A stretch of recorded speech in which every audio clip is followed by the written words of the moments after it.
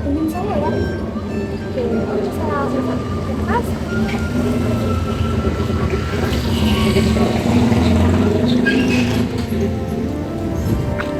Pagi Mbak Syuka. Semangat banget mau berangkat. Iya nih. Mau bareng? Ayo boleh. Iya, boleh.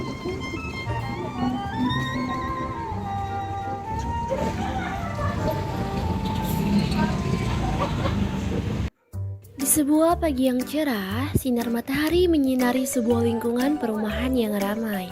Di salah satu rumah, dua tetangga yang juga menjadi rekan kerja, Berliana dan Olivia, sedang bersiap-siap untuk memulai hari baru mereka sebagai guru. Mereka adalah sosok yang penuh semangat dan dedikasi dalam dunia pendidikan. Melalui short movie ini kita akan melihat bagaimana gaji guru, perbandingan gaji per tingkat sekolah, asal kerja, keluh kesah dan solusi, alasan bertahan, perbandingan guru P3K dan PNS, contoh sekolah negeri dan swasta yang memang menjadi topik yang menarik untuk dijelajahi.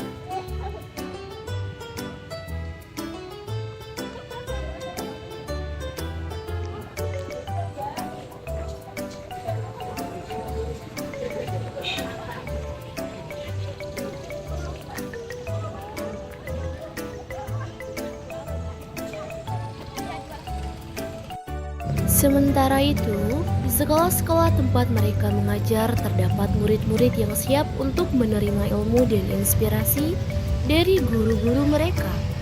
Hari ini, sebuah perbandingan tentang gaji per tingkat sekolah akan menjadi perbincangan hangat mereka pada pembelajaran mereka dengan muridnya. Dalam perjalanan menuju sekolah, Berliana dan Olivia berbagi pikiran dan perasaan mereka tentang tantangan yang dihadapi dalam profesi guru. Tidak hanya soal gaji, tetapi juga perbedaan asal kerja dan keluh kesah yang ada.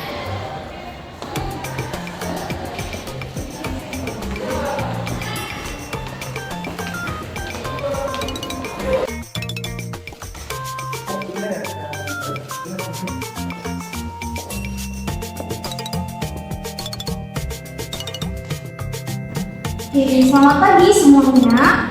Pagi Bu. Ibu pengen absen kalian dulu sebelum mulai belajar ya. Dina, Adin, Alfi. Selamat.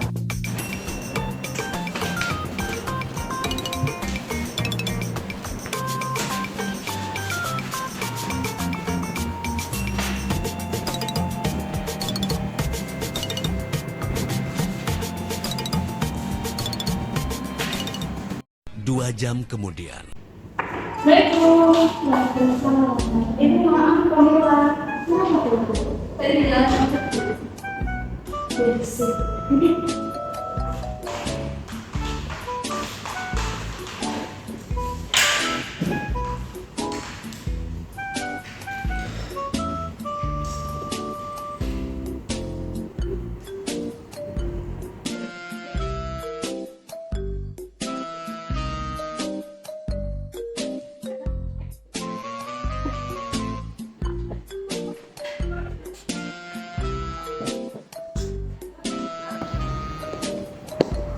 20.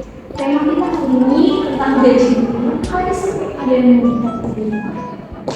Mana aja? Ya. Aditya, menanya kami. Apakah gaji guru swasta lebih tinggi daripada guru negeri? Gaji guru swasta dan negeri? Ya, of course. Ada perbedaan gaji antara guru swasta sama guru negeri ya. Tapi sebagai guru swasta, kualifikasi gaji guru swasta memang biasanya jauh lebih tinggi daripada guru. Tapi anak-anak guru semuanya ingin motivasi sama kalian kalau kalian jangan pernah menilai gaji untuk menentukan faktor kalian dalam memulai sebuah karir. Atau ini yang paling penting, jangan pernah kalian menilai guru dari gaji mereka, menilai dari kualitas mereka dengan melihat gaji. Jangan pernah ya. Dan ini jadi bertanya, kenapa sih ada perbedaan gaji seperti itu? Apakah guru swasta lebih baik? mengatakan tadi ya, akan mengira bahwa jangan cuma melihat kualitas guru dari gaji, jangan seperti itu ya nak, jangan seperti itu.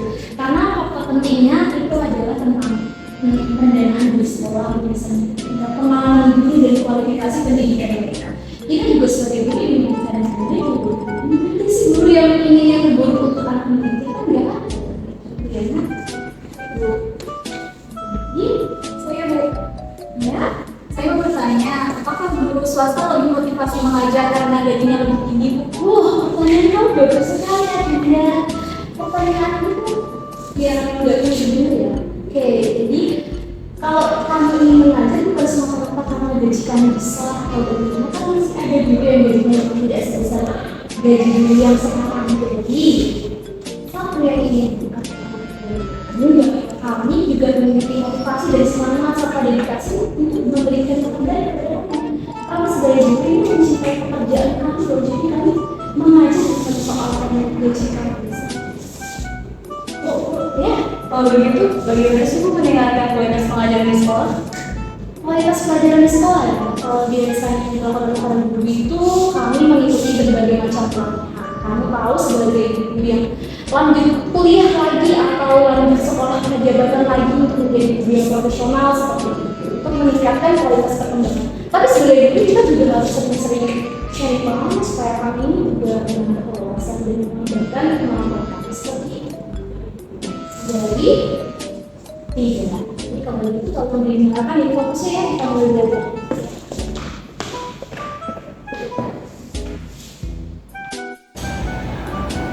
Tugasnya udah saya kirim dari kampus ya, nanti dikerjakan dan dikirim sebelum itu. Kalau itu saya permisi dulu. Terima kasih. Terima kasih.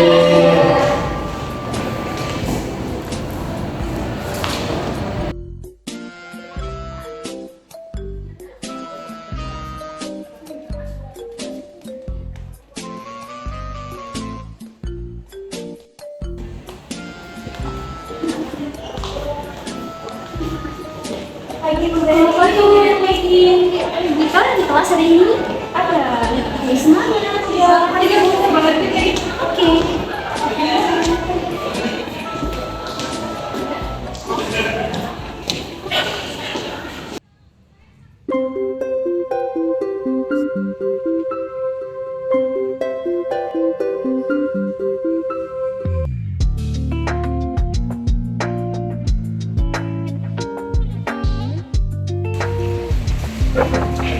Assalamualaikum. Waalaikumsalam. Selamat pagi semuanya. Pagi Bu. Baik, pagi hari ini kita akan belajar tentang NSS dalam bahasa Inggris ya.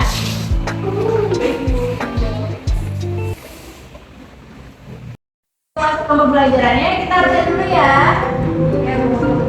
Adinda Fatimah, Alfia Jaro, Aditya Warman, Beliana Delima, Beliana, hadir Bu. Kamu tidur ya? Kenapa kamu tidur? Saya udah bangun Bu. Main game ya dari malam? Ya Bu, maaf ya Bu.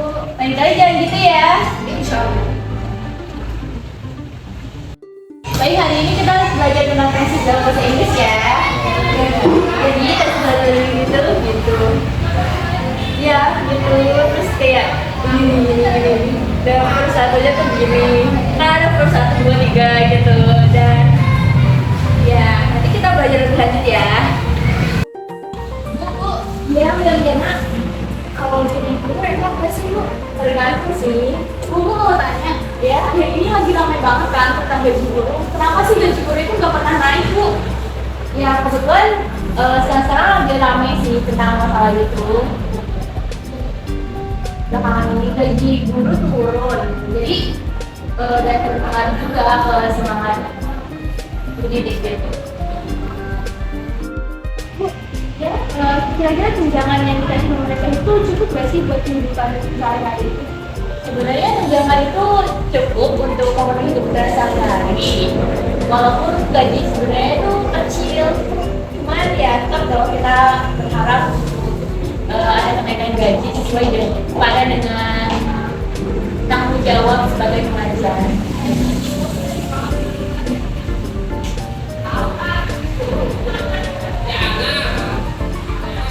Ya, ada lagi yang mau tanyain?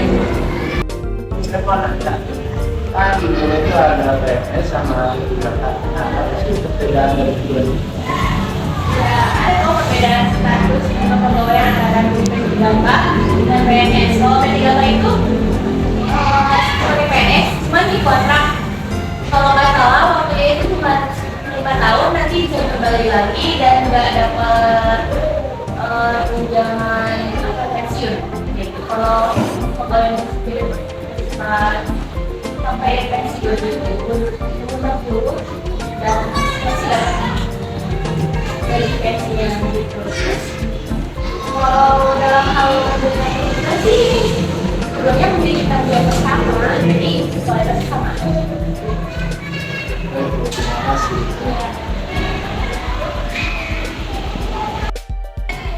Kualitas sekarang ya. Terima kasih semuanya. Terima kasih Bu. Ya, iya. Iya, ada di jalan ya. Siap.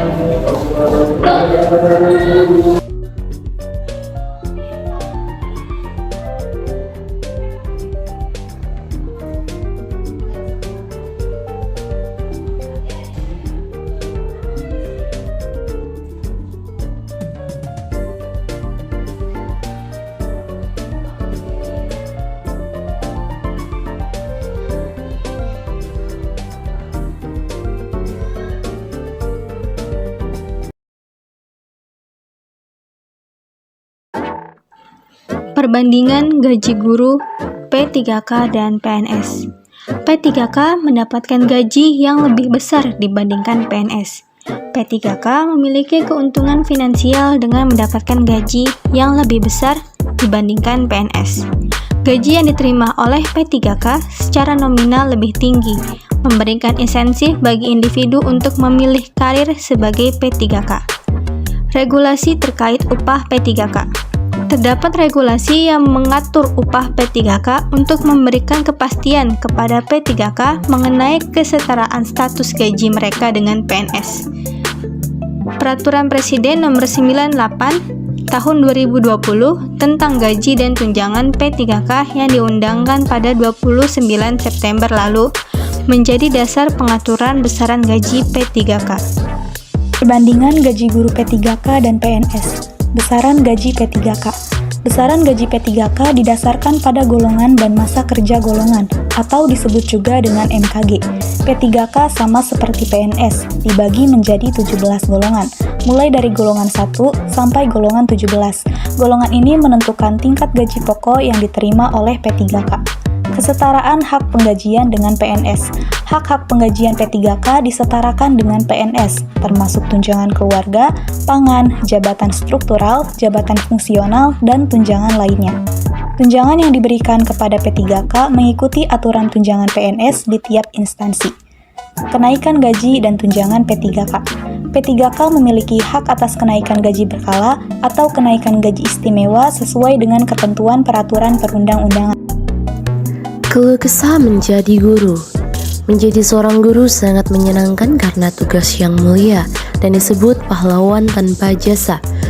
Memahami karakteristik peserta didik untuk menjalankan tugas dengan baik, seorang guru merasa senang dan bangga karena memiliki tugas mulia dalam mendidik. Namun, tantangan yang dihadapi adalah memahami karakteristik unik dari setiap peserta didik. Dengan memahami mereka, guru dapat melaksanakan tugasnya dengan lebih efektif. Lalu, adapun keluh kesah menjadi guru lainnya, yaitu ada duka dan sukacita menjadi seorang guru, yakni tanggung jawab besar sebagai sorotan masyarakat dan kegembiraan saat peserta didik berhasil dan mencapai prestasi. Menjadi seorang guru tidak selalu menyenangkan, namun jika dilakukan dengan niat yang tulus, kegembiraan akan lebih banyak daripada duka. Guru memiliki tanggung jawab besar karena menjadi sorotan masyarakat. Namun, kebahagiaan seorang guru datang saat peserta didiknya mencapai kesuksesan dan meraih prestasi. Selanjutnya, ada perbedaan guru zaman sekarang dan zaman dulu. Yang pertama, ada dari proses pembelajarannya. Zaman dulu, guru sebagai pusat informasi dan murid sebagai penerima informasi. Sekarang, fokus pada siswa melibatkan mereka dalam pembelajaran. Yang kedua, dari segi penggunaan teknologi. Zaman dulu, teknologi sangat terbatas atau malah tidak ada sama sekali. Sekarang, teknologi menjadi salah satu hal yang penting dalam pendidikan dengan tujuan untuk memperluas akses pembelajaran. Yang ketiga, pemberian tugas. Zaman dulu, guru hanya memberikan tugas berupa rangkuman atau tugas soal yang harus diisi oleh siswa. Sekarang, tugas yang diberikan guru sangat variatif dengan tujuan untuk mengukur perkembangan dan kreativitas siswa. Yang terakhir, dalam segi pemberian hukuman. Zaman dulu, hukuman yang diberikan guru kepada siswa yang melanggar peraturan adalah dengan hukuman fisik seperti lari atau dipukul. Sekarang, guru memberikan hukuman berupa konsekuensi akademis seperti membaca buku atau peringatan lainnya.